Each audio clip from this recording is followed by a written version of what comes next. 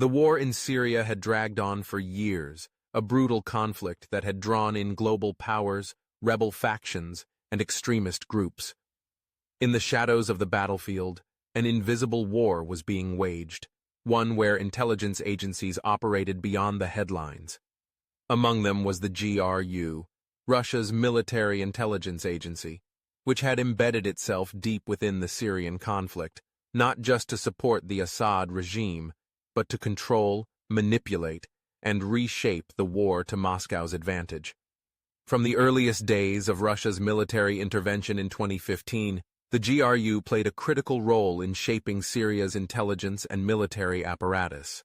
While the Russian Air Force bombed rebel strongholds and Russian mercenaries from the Wagner Group fought on the front lines, the GRU worked behind the scenes, advising Syrian intelligence, infiltrating opposition networks, and carrying out covert assassinations.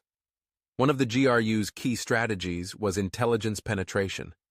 Russian operatives embedded themselves within Syria's notorious security services, particularly the Mukhabarat, training them in counterinsurgency tactics, surveillance, and interrogation methods.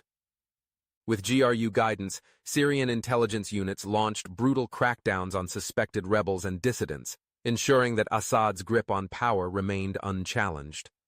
But the GRU's influence extended far beyond military advice. They conducted cyber warfare against opposition groups, hacking their communications, intercepting their plans, and feeding false information to divide and weaken them. In some cases, the GRU deliberately spread disinformation to provoke infighting among rival factions, turning former allies against each other. Assassinations became another weapon in the GRU's arsenal. Rebel commanders, defectors, and high-profile critics of the Assad regime found themselves hunted down, some killed in targeted airstrikes, others eliminated in mysterious explosions or poisoned under suspicious circumstances. Western intelligence agencies quietly linked these operations to the GRU, but in the chaos of war, the Kremlin's hand remained hidden. The GRU also acted as a bridge between Assad and Iran's Quds Force, facilitating weapons shipments, coordinating joint military operations, and strengthening the Syrian regime's ties with Hezbollah.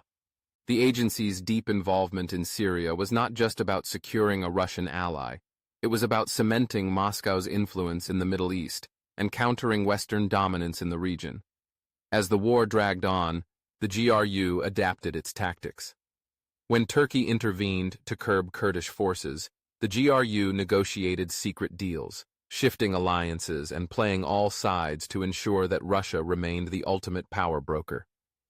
In eastern Ghouta, Aleppo, and Idlib, GRU operatives worked to manipulate ceasefires, sabotage peace efforts, and ensure that Russia dictated the terms of any settlement. Even as the war wound down, the GRU's presence in Syria did not diminish. Instead, it shifted towards securing long-term Russian influence, protecting Moscow's naval base in Tartus, securing lucrative reconstruction contracts, and continuing to train Syrian intelligence forces to operate as an extension of Russian interests. The GRU's operations in Syria were not just about supporting Assad. They were about establishing Russia as an untouchable force in the region, proving that Moscow could protect its allies, eliminate its enemies, and reshape the course of a war without ever stepping fully into the light. The Syrian battlefield had become a testing ground for modern hybrid warfare, and the GRU had mastered the game.